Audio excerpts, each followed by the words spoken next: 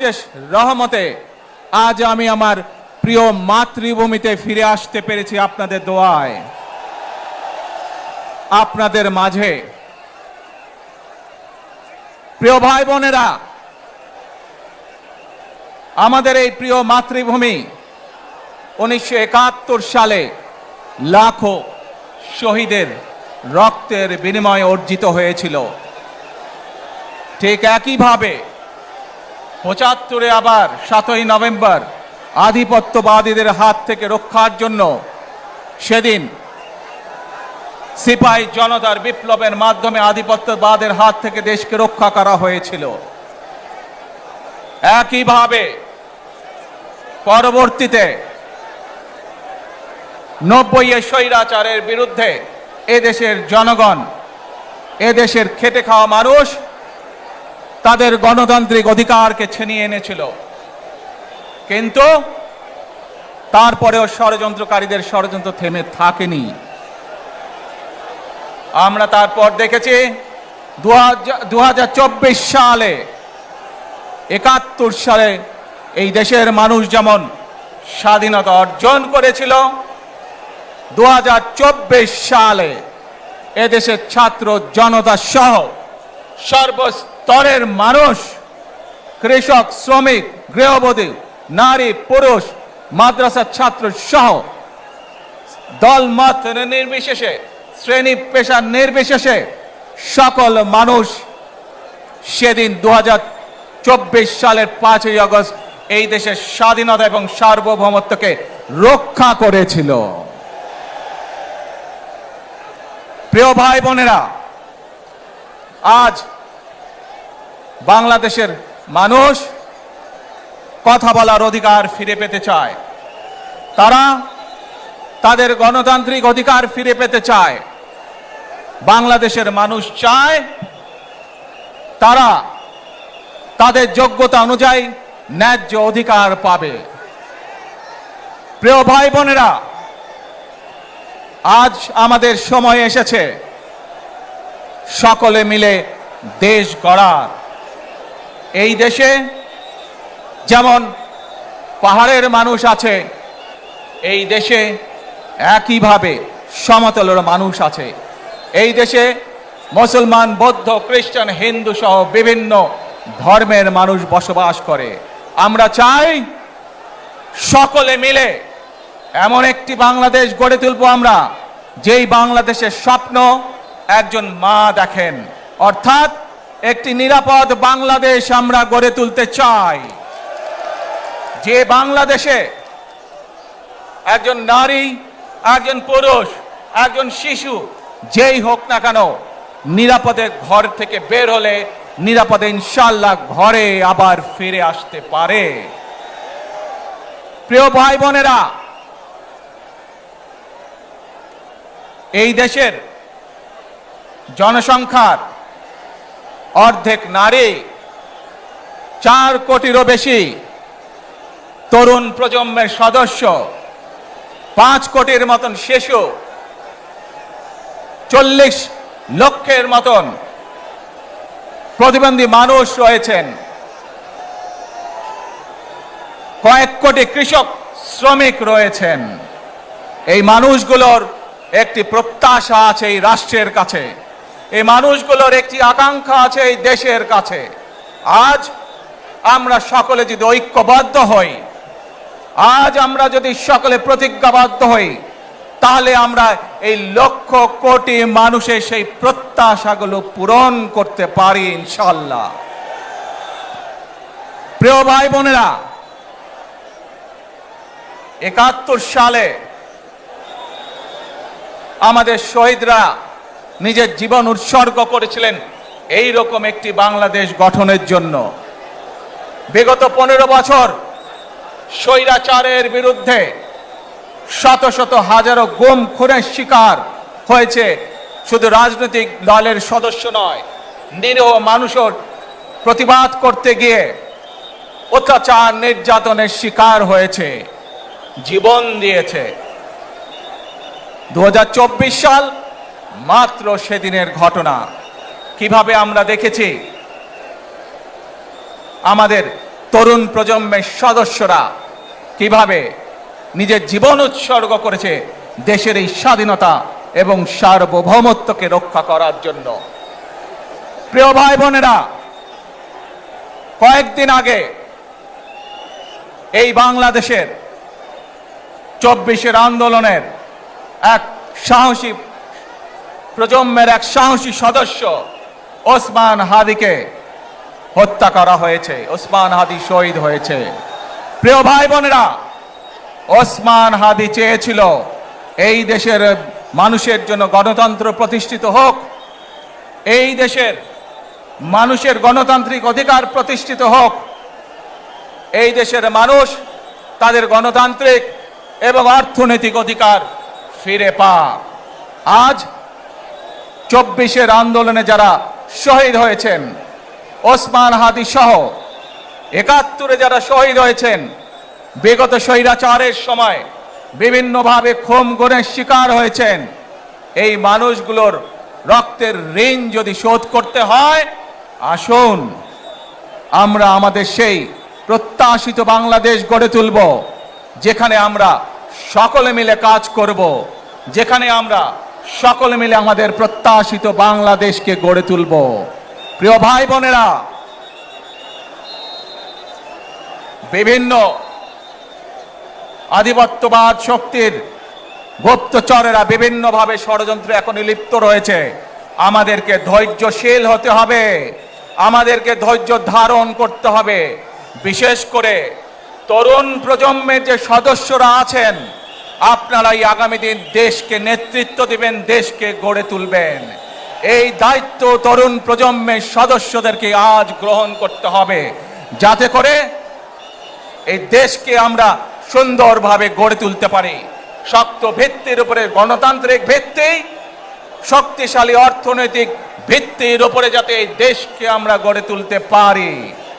প্রিয় ভাই বোনেরা, আমার সাথে আজকে মঞ্চে এখানে বহু জাতীয় নেতৃবৃন্দ বসে আছেন। আসুন আজকে আমরা দুহাত তুলে আল্লাহর দরবারে দোয়া করে আল্লাহর রহমত আমরা চাই। যে সকল জাতীয় নেতৃবৃন্দ এই মঞ্চে আছেন, মঞ্চের বাইরে যে সকল জাতীয় আরো নেতৃবৃন্দ আছেন, আমরা সকলে মিলে এই দেশকে নেতৃত্ব দিয়ে আমাদের বাংলাদেশের জনগণের প্রত্যাশিত সেই বাংলাদেশকে আমরা গড়ে তুলতে চাই। আমাদেরকে যে কোনো মূল্যে আমাদেরকে এই দেশের শান্তি শৃঙ্খলা রক্ষা করতে হবে। যে কোনো উস্কানির মুখে আমাদেরকে ধীর শান্ত থাকতে হবে। প্রিয় ভাই বোনেরা, আমরা দেশের শান্তি চাই, আমরা দেশের শান্তি চাই, আমরা দেশের শান্তি চাই। প্রিয় ভাই বোনেরা, মার্টিন লুথার কিং নাম শুনেছেন না আপনারা? নাম শুনেছেন তো আপনারা? মার্টিন লুথার কিং, তার একটি বিখ্যাত ডায়লগ আছে, আই হ্যাভ এ ড্রিম। আজ এই বাংলাদেশের মাটিতে দাঁড়িয়ে আপনাদের সকলের সামনে আমি বলতে চাই, বাংলাদেশ জাতীয়তাবাদী দলের একজন সদস্য হিসাবে আপনাদের সামনে আমি বলতে চাই, I have a plan for the people of my country, for my country.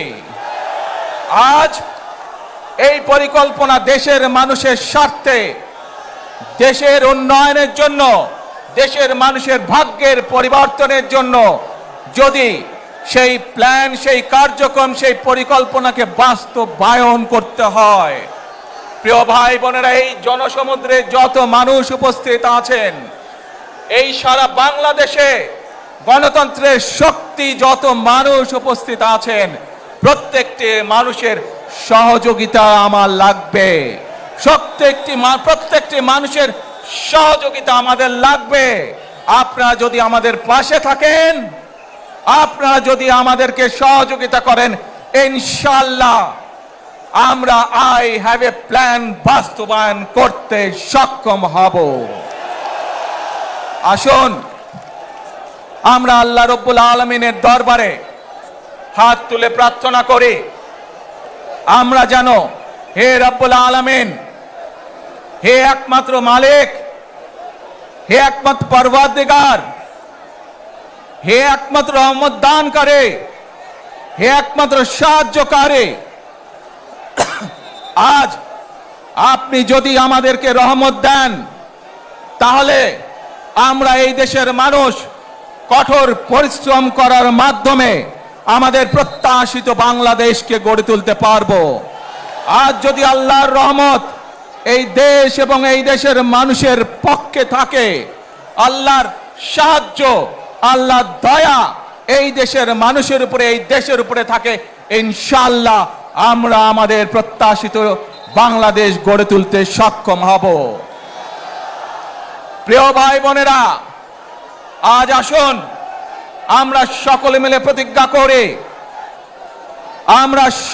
প্রতিজ্ঞা করি যে ইনশাআল্লাহ আগামী দিনে দেশ পরিচালনার দায়িত্বে যারা আসবে, আমরা সকলে নবী করিম সাল্লাল্লাহু আলাইহি সাল্লামের যে ন্যায়পরায়ণতা, সেই ন্যায়পরায়ণতার আলোকে আমরা দেশ পরিচালনার সর্বোচ্চ চেষ্টা করব।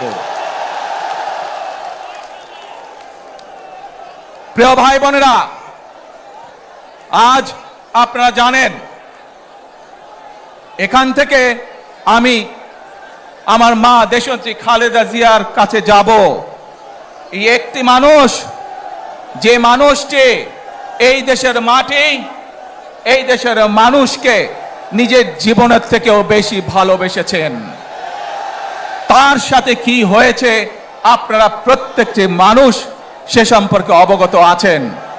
সন্তান হিসাবে আপনাদের কাছে আমি চাইবো, আজ আল্লাহর দরবারে আপনারা দোয়া করবেন যাতে আল্লাহ ওনাকে তৌফিক দেন, উনি যাতে সুস্থ হতে পারেন। প্রিয় ভাই বোনেরা, সন্তান হিসাবে আমার মন আমার মায়ের বিছানার পাশে পড়ে আছে সেই হাসপাতালের ঘরে, কিন্তু সেই মানুষটি যাদের জন্য জীবনকে উৎসর্গ করেছে, অর্থাৎ আপনারা এই মানুষগুলোকে, যাদের জন্য দেশনেত্রী খালেদা জিয়া জীবন উৎসর্গ করেছেন নিজের জীবন, সেই মানুষগুলোকে আমি কোনোভাবেই ফেলে যেতে পারি না। এবং সেজন্যই আজ হাসপাতালে যাবার আগে আপনাদের প্রতি সহ টেলিভিশনগুলোর মাধ্যমে যারা সমগ্র বাংলাদেশে আমাকে দেখছেন, আপনাদের সকলের কাছে কৃতজ্ঞতা প্রকাশ করার জন্য আজ আমি এখানে দাঁড়িয়েছি আপনাদের সামনে। প্রিয় ভাই বোনেরা, আসুন আমাদেরকে আজকে নিশ্চিত করতে হবে, আমরা যে ধর্মের মানুষ হই, আমরা যে শ্রেণীর মানুষ হই, আমরা যে দলেরই রাজনৈতিক দলের সদস্য হই অথবা একজন নির্দলীয় ব্যক্তি হই, আমাদেরকে নিশ্চিত করতে হবে যে কোনো মূল্যে আমরা আমাদের এই দেশের শান্তি শৃঙ্খলাকে ধরে রাখতে হবে। যে কোনো মূল্যে যে কোনো বিশৃঙ্খলাকে পরিত্যাগ করতে হবে। যে কোনো মূল্যে আমাদেরকে নিশ্চিত করতে হবে যাতে মানুষ নিরাপদ থাকতে পারে। শিশু হোক, নারী হোক, পুরুষ হোক, যে কোনো বয়স, যে কোনো শ্রেণী, যে কোনো পেশা, যে কোনো ধর্মের মানুষ যেন নিরাপদ থাকে, এই হোক আমাদের চাওয়া আজকে। প্রিয় ভাই বোনেরা, আসুন প্রিয় ভাই বোনেরা, সবাই মিলে আজ আমরা প্রতিজ্ঞাবদ্ধ হই, সবাই মিলে করব কাজ। কে জোরে আরো, সবাই মিলে করব কাজ, গর্ব মোদের বাংলাদেশ। ইনশাআল্লাহ আপনাদের সকলের কাছে দোয়া আছে, আবারও সকলকে যে কোনো মূল্যে দেশে শান্তি শৃঙ্খলা রক্ষার আহ্বান জানিয়ে যে কোনো বিশৃঙ্খলাকে পরিহার করে ধৈর্যের সাথে মোকাবেলা করার আহ্বান জানিয়ে আমার বক্তব্য শেষ করছি। আবারও আপনাদের কাছে কৃতজ্ঞতা প্রকাশ করছি আজকে আমাকে এইভাবে বরণ করে নেওয়ার জন্য। আল্লাহ হাফেজ। বাংলাদেশ জিন্দাবাদ, বাংলাদেশ জাতীয়তাবাদী দল জিন্দাবাদ। আসসালামু আলাইকুম।